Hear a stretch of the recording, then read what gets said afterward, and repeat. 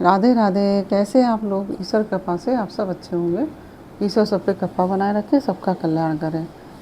आज हम बताने जा रहे हैं श्रीमद् भागवत महापुराण के तृतीय स्कंद का 31वां अध्याय, मनुष्य योनि को प्राप्त हुए जीव की गति का वर्णन। तो उसके बारे में हम आपको जानकारी देने जा रहे हैं। और उसके पहले हम कहना चाहेंगे, यदि आपने हमारे चैनल को सब्सक्राइब नहीं किया तो प्लीज़ हमारे चैनल को सब्सक्राइब कर लीजिए और बेल आइकन बटन ज़रूर दबा दीजिए, जिससे कि हमारे आने वाले सारे वीडियोस आपको प्राप्त हो सकें। और यदि आपको हमारी कथा पसंद आ रही है तो आप वीडियो को लाइक शेयर ज़रूर कर दीजिए और कमेंट में राधे राधे ज़रूर लिखिए। चलिए अब चलते हैं कथा की तरफ। श्रीमन्नारायण नारायण हरि हरि, भजमन्नारायण नारायण हरि हरि। तेरी लीला सबसे प्यारी प्यारी हरि हरि, तेरी लीला सबसे न्यारी न्यारी हरि हरि। श्रीमन्नारायण नारायण हरि हरि, भजमन्नारायण नारायण हरि हरि। राधे राधे। बोलो कृष्ण कन्हैया लाल की जय। श्री भगवान कहते हैं, माता जी, जब जीव को मनुष्य शरीर में जन्म लेना होता है तो वह भगवान की प्रेरणा से अपने पूर्व कर्मानुसार देह प्राप्ति के लिए पुरुष के वीर कर्ण के द्वारा स्त्री के उदर में प्रवेश करता है। वहाँ वह एक रात्रि में स्त्री के रज में मिलकर एक रूप कलल बन जाता है। 5 रात्रि में बुदबुदा रूप हो जाता है। 10 दिन में बेर के समान कुछ कठिन हो जाता है और उसके बाद मांसपेशी अथवा अंडज प्राणियों में अंडे के रूप में परिणत हो जाता है। 1 महीने में उसके सिर निकल आता है। 2 मास में हाथ पांव आदि अंगों का विभाग हो जाता है और 3 मास में नख रोम अस्थि चर्म स्त्री पुरुष के चिन्ह तथा अन्य छिद्र उत्पन्न हो जाते हैं। 4 मास में उसमें मांस आदि 7 धातुएं पैदा हो जाती हैं। 5वें महीने में भूख प्यास लगने लगती है और 6ठे मास में झिल्ली से लिपट कर वह दाहिनी कोख में घूमने लगता है। उस समय माता के खाए हुए अन्न जल आदि से उसकी सब धातुएं पुष्ट होने लगती हैं और वह कृमि आदि जंतुओं के उत्पत्ति स्थान उस जघन मूल मूत्र के गड़े में पड़ा रहता है। वह सुकुमार तो होता ही है, इसलिए वह वहाँ के भूखे कीड़े उसके अंग प्रत्यंग नोचते हैं तथा तब अनंत क्लेश के कारण वह क्षण में अचेत हो जाता है। माता के खाए हुए कड़वे, तीखे, गरम, नमकीन, रूखे और खट्टे आदि उग्र पदार्थों का स्पर्श होने से उसके सारे शरीर में पीड़ा होने लगती है। वह जीव माता के गर्भाशय में झिल्ली से लिपटा और आंतों से घिरा रहता है। उसका सिर पेट की ओर तथा पीठ और गर्दन कुंडलाकार मुड़े रहते हैं। वह पिंजरे में बंद पक्षी के समान पराधीन एवं अंगों को हिलाने डुलाने में भी असमर्थ रहता है। इसी समय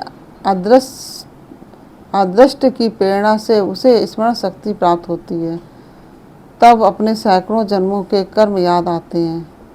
उसको सैकड़ों जन्मों के कर्म याद आ जाते हैं और वह बेचैन हो जाता है तथा उसका दम घुटने लगता है। ऐसी अवस्था में उसे क्या शांति मिल सकती है? 7वां महीना आरंभ होने पर उसमें ज्ञान शक्ति का भी उन्मेष हो जाता है, परंतु प्रसूति वायु से चलायमान रहने के कारण वह उसी उदर में उत्पन्न हुए विष्ठा के कीड़ों के समान एक स्थान पर नहीं रह सकता।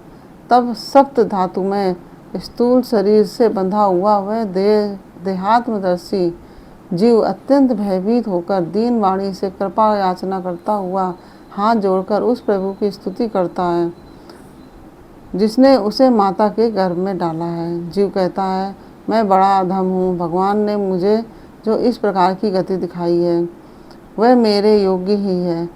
वे अपनी शरण में आए हुए इस नश्वर जगत की रक्षा के लिए ही अनेक प्रकार के रूप धारण करते हैं, अतः मैं भी भूतल पर विचरण करने वाले उन्हीं के निर्भय चरणार बिंदु की शरण लेता हूँ।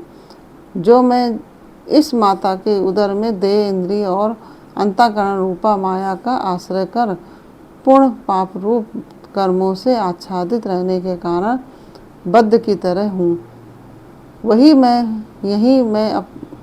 मैं यही अपने संतप्त हृदय में प्रतीत होने वाले उन विशुद्ध उपाधि रहित अविकारी और अखंड बोध स्वरूप परमात्मा को नमस्कार करता हूँ।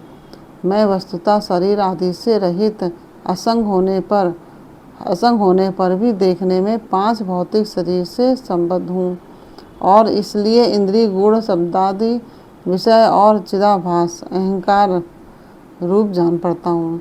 अतः इस शरीर आदि के आवरण से जिनकी महिमा कुंठित नहीं हुई है, उन प्रकृति और पुरुष के नियंता, सर्वज्ञ, विद्या शक्ति संपन्न परम पुरुष की मैं वंदना करता हूँ। उन्हीं की माया से अपने स्वरूप की स्मृति नष्ट हो जाने के कारण यह जीव अनेक प्रकार के सत्व आदि गुण और कर्म के बंधन से युक्त इस संसार मार्ग में तरह तरह के कष्ट झेलता हुआ भटकता रहता है। अतः उन परम पुरुष परमात्मा की कृपा के बिना और किस युक्ति से इसे अपने स्वरूप का ज्ञान हो सकता है। मुझे जो यह त्रैकालिक ज्ञान हुआ है, वह भी उनके सिवा और किसने दिया है, क्योंकि स्थावर जंगम समस्त प्राणियों में एकमात्र वे ही तो अंतर्यामी रूप अंश से विद्यमान है। अतः जीव रूप कर्मजनित पदवी का अनुवर्तन करने वाले हम अपने त्रिविध तापों की शांति के लिए उन्हीं का भजन करते हैं। भगवान, यह देहधारी जीव दूसरी माता के देह के उदर के भीतर मल मूत्र और रुधिर के कुएं में गिरा हुआ है। उसकी जठराग्नि से इसका शरीर अत्यंत संतप्त हो रहा है। उससे निकलने की इच्छा करता हुआ यह अपने महीने गिन रहा है। भगवान, अब इस दिन को यहाँ से कब निकाला जाएगा? स्वामीन, आप बड़े दयालु हैं। आप जैसे उदार प्रभु ने ही इस 10 मास के जीव को ऐसा उत्कृष्ट ज्ञान दिया है कि दीनबंधो, इस अपने किए हुए उपकार से ही आप प्रसन्न हो, क्योंकि आपको हाथ जोड़ने के सिवा आपके उस उपकार का बदला तो कोई दे भी क्या सकता है। प्रभु, संसार के ये पशु पक्षी आदि अन्य जीव तो अपनी मूल बुद्धि के अनुसार अपने शरीर में होने वाले सुख दुख आदि का ही अनुभव करते हैं, किंतु मैं तो आपकी कृपा से सम दाम आदि साधन संपन्न शरीर से युक्त हुआ हूँ। अतः आपकी दी हुई विवेकवती बुद्धि से आप पुराण पुरुष को अपने शरीर के बाहर और भीतर अहंकार के आश्रयभूत आत्मा की भांति प्रत्यक्ष अनुभव करता हूँ।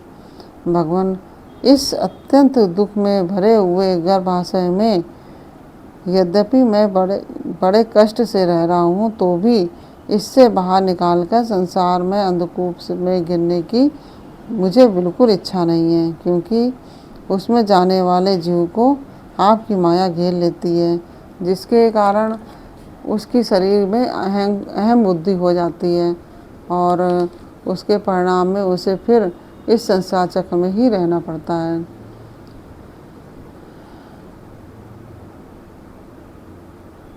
अतः मैं व्याकुलता को छोड़कर हृदय में श्री विष्णु भगवान के चरणों को स्थापित कर अपनी बुद्धि की सहायता से ही अपने को बहुत शीघ्र इस संसार रूप समुद्र को पार लगा दूंगा, जिससे मुझे अनेक प्रकार के दोषों से युक्त यह संसार दुख फिर प्राप्त न हो। कपिल देव जी कहते हैं, माता, वे 10 महीने का जीव गर्भ में ही जब इस प्रकार से विवेक संपन्न होकर भगवान की स्तुति करता है, तब उस अधोमुख बालक को प्रसव काल की वायु तत्काल बाहर आने के लिए ढकेलती है। उसके सहसा ढेलने पर वह बालक अत्यंत व्याकुल हो नीचे सिर करके बड़े कष्ट से बाहर निकलता है। उस समय उसके श्वास की गति रुक जाती है और पूर्व स्मृति नष्ट हो जाती है। पृथ्वी पर माता के रुधिर और मूत्र में पड़ा हुआ वह बालक विष्ठा के कीड़े से समान छटपटाता है। उसका गर्भवास का सारा ज्ञान नष्ट हो जाता है और वह विपरीत गति देह अभिमान के रूप अज्ञान दशा को प्राप्त होकर बार बार जोर जोर से रोता है। फिर जो लोग उसका अभिप्राय नहीं समझ सकते उनके द्वारा उसका पालन पोषण होता है। ऐसी अवस्था में उसे जो प्रतिकूलता प्राप्त होती है उसका निषेध करने की शक्ति भी उसमें नहीं होती। जब उस जीव को शिशु अवस्था में मैली कुचैली खाट पर सुला दिया जाता है जिसमें खटमल आदि स्वेदज जीव चिपटे रहते हैं, तब उसमें शरीर को खुजलाने उठाने अथवा करवट बदलने की भी सामर्थ्य न होने के कारण वह बड़ा कष्ट पाता है। उसकी त्वचा बड़ी कोमल होती है। उसे डांस, मच्छर और खटमल आदि उसी प्रकार काटते रहते हैं जैसे बड़े बड़े कीड़ों को छोटे कीड़े। इस समय उसका गर्भावस्था का सारा ज्ञान जाता रहता है, सिवा रोने के कुछ नहीं कर सकता। इसी प्रकार बाल्य, कौमार और पौगंड अवस्थाओं के दुख भोगकर वह बालक युवा अवस्था में पहुँचता है। इस समय उसे यदि कोई इच्छित भोग नहीं प्राप्त होता है तो उस अज्ञान बस उसका क्रोध उद्दीप्त हो उठता है और वह शोकाकुल हो जाता है। देह के साथ साथ ही अभिमान और क्रोध बढ़ जाने के कारण वह काम परवश जीव अपना ही नाश करने के लिए दूसरे कामी पुरुषों के साथ वैर ठानता है। खोटी बुद्धि वाला वह अज्ञानी जीव पंचभूतों से रचे हुए इस देह में मिथ्या अभिनिवेश के कारण निरंतर मैं मेरेपन का अभिमान करने लगता है। जो जीव इसे वृद्धावस्था आदि अनेक प्रकार के कष्ट ही देता है तथा अविद्या और कर्म के सूत्र से बंधा रहने के कारण सदा इसके पीछे लगा रहता है, उसी के लिए यह तरह तरह के कर्म करता रहता है जिनमें बंध जाने के कारण इसे बार बार संसार चक्र में पड़ना पड़ता है। सन्मार्ग में चलते हुए यदि कोई किन्हीं जिह्वा और उपस्थेंद्रिय के भोगों में लगे हुए विषयी पुरुषों से समागम हो जाता है और यह उनमें आस्था करके उन्हीं का अनुगमन करने लगता है, तो पहले के समान ही फिर नार की योनि में पड़ता है। जिनके संग से इसके सत्य, शौच, बाहर भीतर की पवित्रता, दया, वाणी का संयम, बुद्धि, धन संपत्ति, लज्जा, यश, क्षमा, मन और इंद्रियों का संयम तथा ऐश्वर्य आदि सभी सद्गुण नष्ट हो जाते हैं।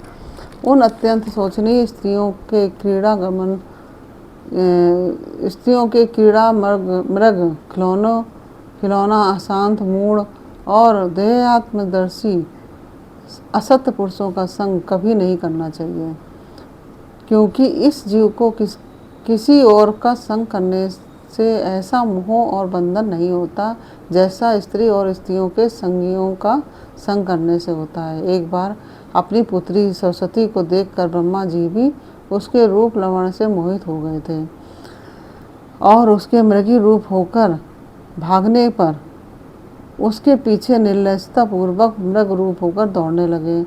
उन्हीं ब्रह्मा जी ने मरीचि और आदि प्रजापतियों की तथा मरीचि आदि ने कश्यप आदि की और कश्यप आदि ने देव, मनुष्य आदि प्राणियों की सृष्टि की।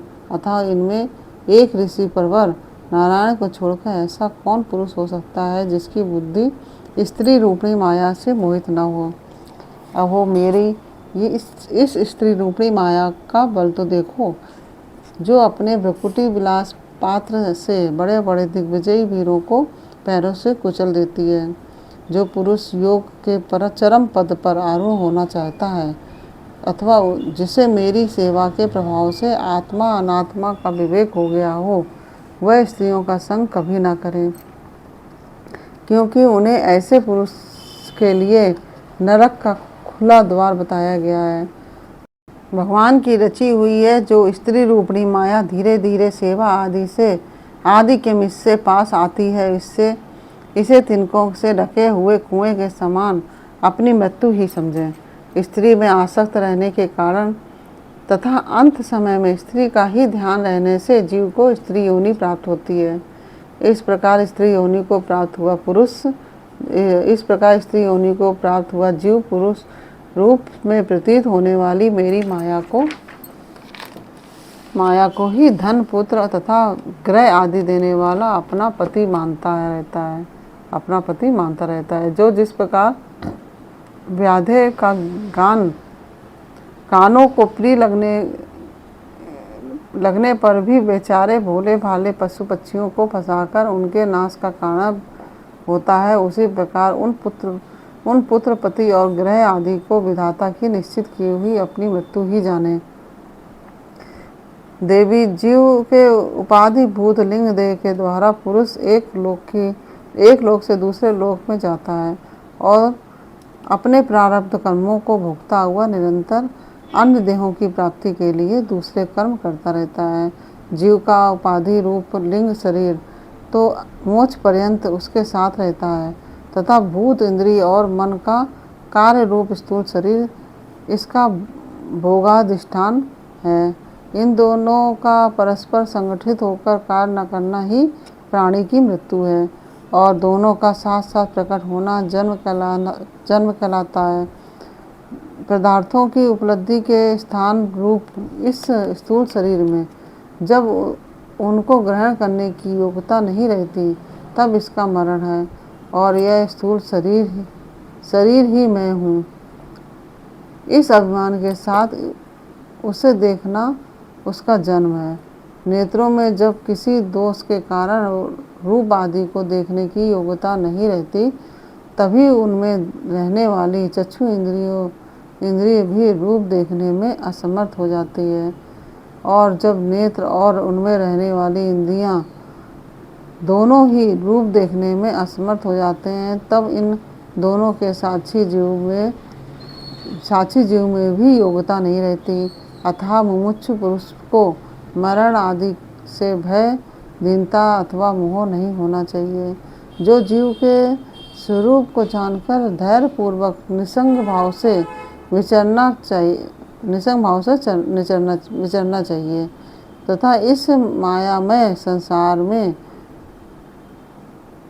योग वैराग्य युक्त सम्यक ज्ञानमयी बुद्धि से शरीर को निक्षेप मतलब धरोहर की भांति रखकर उसके प्रति अनासक्त रहते हुए विचरण करना चाहिए। इस प्रकार यह 31वां अध्याय पूर्ण हुआ।